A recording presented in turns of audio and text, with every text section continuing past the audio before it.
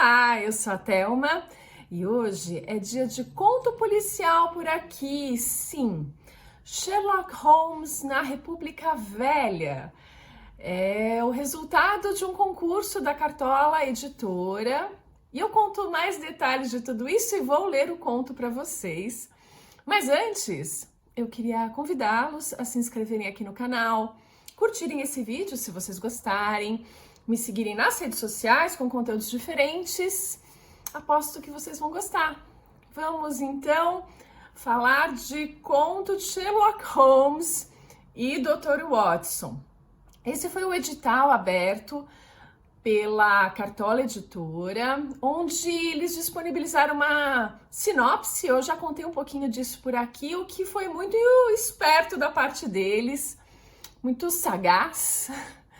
Pois assim, a gente encaixa o conto já numa sinopse pronta. Ninguém vai escrever algo fora dos padrões ou fora daquele contexto.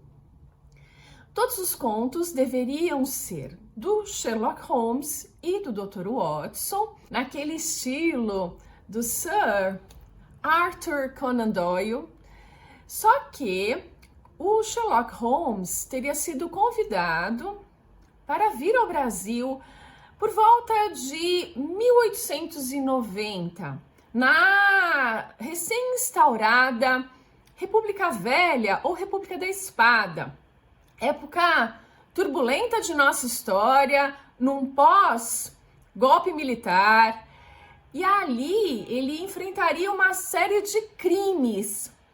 Ou melhor, ele teria que desvendar esses crimes violentos, perturbadores que estavam afetando a República, essa República que tinha sido instaurada. Mediante essa premissa, eu escrevi 2 contos e os 2 foram escolhidos. E aqui eu vou ler o que eu acho mais propício para uma leitura e foi um tanto inspirado no Escândalo na Boêmia, que é um conto do Sherlock Holmes, só que eu fiz a versão carioca. Então se chama Escândalo na Boemia Carioca. Então eu vou ler para vocês. Uma carta anônima nos levou a uma confeitaria no centro do Rio de Janeiro e ao nosso mistério. O ponto de encontro agradara a Holmes pela chance de saborear as famosas empadinhas e, principalmente, de entabular uma conversa revigorante com um escritor habitué do local. Um oásis em meio aos francesismos da Café ou da Cailloux, a Castelões oferecia o chá das 5 regado a café, combustível da República recém-instaurada. A infusão também combatia a modorra tropical, como meu engenhoso amigo batizara a moleza causada por refeições e calor sempre excessivos. Antes de nos sentarmos para abocanhar as tortinhas de frango, fomos arrastados a um canto por um cavalheiro.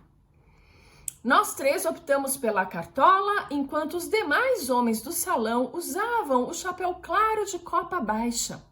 Fora Holmes que antecipara a necessidade de indumentária formal, apesar da fornalha acesa dos trópicos. Obrigado por atenderem ao meu pedido, disse o homem, nos dando um aperto de mãos dos mais estranhos e logo se voltando ao meu parceiro. Sherlock Holmes! É uma honra conhecê-lo e uma pena, para mim, dividir tal enigma com o senhor.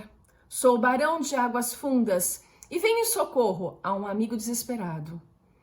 Ele também trajava fraque, sua tez era puro suor e um alfinete dourado se destacava na gravata. Problemas na maçonaria, presumo, disse Holmes enquanto pedia as empadas ao garçom cuja careca ventilava livre de chapéu. Que sorte! Mil perdões, Sr. Holmes. Também é um irmão maçom. Isso torna tudo mais fácil? Não sou maçom, barão. Apenas deduzi a partir do arco e compasso presos ao seu traje, do bilhete com a marca d'água do Grande Oriente do Brasil e do cumprimento. Conheço a sua ordem e me interesso por desafios. Os mistérios nos Estados Unidos do Brasil são deveras instigantes. Pois este não vai decepcioná-lo, disse o barão, revirando os olhos ao colocar uma foto sobre a mesa, de modo que eu e Holmes pudéssemos observá-la contento. Matei a charada de pronto. Uma dama retratada em seu boudoir, num excesso de intimidade, de vinho e ausência de pudor. Um amante oportunista ou ciumento era o meu palpite. Qual é o grau do rapaz na loja maçônica? Inquiriu Holmes enquanto eu voltava à fotografia, inconformado com meu erro crasso. É um membro importantíssimo, expoente da nova república. E pasme, prezado detetive, o senhor foi indicado pelo criminoso num bilhete como negociador, único, capaz de evitar o escândalo. Holmes não se abalou com a exigência do meliante. Senhor barão, tem ideia do significado das iniciais IC? Questionou Holmes ao apontar as letras pintadas no peito do rapaz, cercado de babados e invisíveis para mim até então. Tirei o chapéu e ajeitei os cabelos, como se isso ajudasse as minhas sinapses a alcançarem as do investigador. Nesse momento, notei que Machado de Assis, o amigo de Holmes, estava na mesa ao lado e ouvi a conversa. Num movimento, recoloquei a cartola e cumprimentei o escritor, que retribuiu com um toque no pince-nez. Se eu soubesse, Sr. Holmes, não estaria aqui, retorquiu o barão desaguado. Como já deduziu, esta é apenas uma cópia. O endereço do meu amigo e corista zumbi está no verso. É o barão de Abarebebê, ou Jonathan Adler, que virou até sufragista depois da Carraspana e vai amanhã para a capa da Ilustrada, se o senhor não impedir. Barão de Abarebebê? Externei a surpresa com os baronatos e nomes pululantes. Dr. Watson, deixo as etimologias para o seu amigo escritor, ganiu o barão ao se levantar e apontar a mão enluvada para Machado de Assis. E Sr. Holmes, custe o que custar, nos livre do vexame. Não quero a ordem na capa de revista.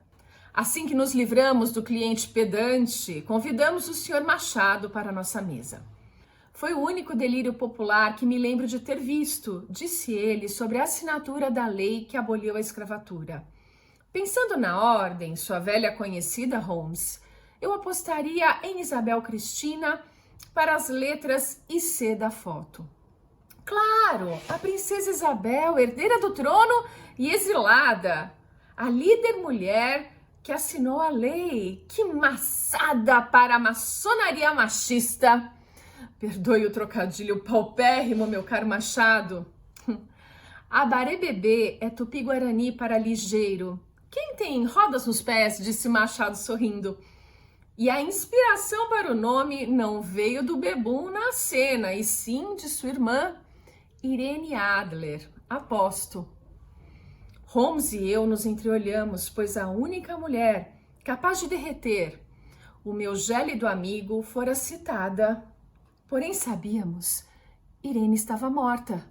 Antes de avançarmos nas conjecturas, o escritor esclareceu com ar travesso. Irene Adler de Alencar, estimado Holmes. Eu publicava as aventuras do meu amigo, lidas com avidez pelo autor, incluindo Escândalo na Boêmia. Arrematamos as empadias e o assunto, nos despedimos de Machado e seguimos para a casa do tal barão apressado. E fiz o meu protesto pessoal. Fraque Cartola, a minha cabeça faz jus ao apelido chaminé. O calor beirava o insuportável. O barão novo rico exigiu um disfarce, Watson. Por sorte, Machado veio ao nosso encontro. Segundo ele, a especulação com o encilhamento enriqueceu nosso cliente da noite para o dia, como eu supus. Chegamos ao endereço da foto, um palacete. Se o rapaz tem esse lado feminino, como abafar os fatos? E como negociar com um desconhecido, Holmes? Perguntei enquanto batíamos a porta. Algo me diz, Watson, que evitarei o vexame a um altíssimo custo, contudo, sem revelar o culpado. Nos conduziram à biblioteca. Holmes avaliou o gosto literário dos Adler e o irônico jardim de inverno cultivado no ambiente. Estufas eram comuns no frio de Londres, mas ridículas no Rio de Janeiro, ainda mais para tomates estranhos. De repente, um homem de estatura de Holmes, algo próximo a 1,80 m de altura, porém bem mais forte que meu esbelto amigo, adentrou o salão. Os trajes elegantes me inibiram de pedir um refresco ao rapaz que julguei ser um trabalhador braçal. Jonathan Adler, eu suponho, disse Holmes, nos apresentando em seguida. Cumprimentei o rapagão atônito. Ele tinha um belo rosto, vislumbrado na foto, mas era homem. Estou enlouquecendo, Sr. Holmes. Tive um delírio assombroso. Eu jantei, tomei o meu porto e mergulhei num pesadelo, onde eu defendia sandices como os direitos das mulheres, o sufrágio universal. Sua irmã estava em casa? Perguntou Holmes. Não, ela me encontrou naquela situação com a foto e o bilhete exigindo a sua interferência. Barão, tudo será esquecido. O pagamento, porém, é mandatório, afirmou Holmes com a anuência do rapaz resignado que já ia se retirar quando foi interpelado. E hoje, a baronesa já voltou da cavalgada do final de tarde? Jonathan, aturdido, confirmou o retorno da irmã e nos deixou à espera dela. Logo, a amazona mais linda do planeta, de botas de montaria e vestido adaptado, que dispensava a cela feminina, adentrou a sala e fixou os olhos negros em meu amigo. É um prazer conhecer a sobrinha de Irene Adler, disse Holmes, beijando a mão da baronesa. Sabia que o senhor desvendaria o meu enigma vingança, disse ela, abrindo um sorriso cativante. Que destino dará ao polpudo resgate? Caro Sherlock, as mulheres nada podem nessa república maçom machista. Vou financiar estudos no exterior, o movimento feminista e sufragista. Certo. Eu apenas esconderia as minhas aventuras e os livros de Mary Wollstonecraft. Sua estufa tem belos exemplos de A Tropa Belladonna e foi um tanto ousado usar as flores para extrair o estramônio. Os zumbis nada mais são que vítimas da Belladonna, suscetíveis às sugestões. Eu manteria as plantas e os livros num lugar menos visitado. Não se preocupe, sou a única a usar a biblioteca. Assim termina o conto do escândalo na Boemia carioca, onde não existe exatamente um crime sanguinário, um atentado terrível, mas sim uma vingança feminina ao comportamento extremamente machista do momento, onde as mulheres de fato não tinham direito a nada. Então eu fiz esse conto, ele foi aprovado e vai para a coletânea do Sherlock Holmes na República Velha. Então em breve eu trago notícias aqui para vocês do livro, do lançamento dele pela Cartola Editora. São 21 contos, dos mais diversos. Eu tenho um outro que eu posso ler aqui se vocês quiserem. Não tem problema deles estarem lá na coletânea e eu também trazê-los aqui, isso sem problemas. Mas talvez seja legal manter uma surpresa. O outro conto, ele tem um jogo de palavras. E isso é mais legal quando a gente lê, porque o som das palavras é exatamente o mesmo, mas elas escritas são diferentes, com significados muito diferentes, E o conto todo, a investigação do Sherlock Holmes é através das palavras. Melhor quando elas são escritas, porque você consegue entender essa similaridade de sons, mas de significados e grafias diferentes. Enfim, é isso. Eu fico por aqui e a gente se vê no próximo vídeo.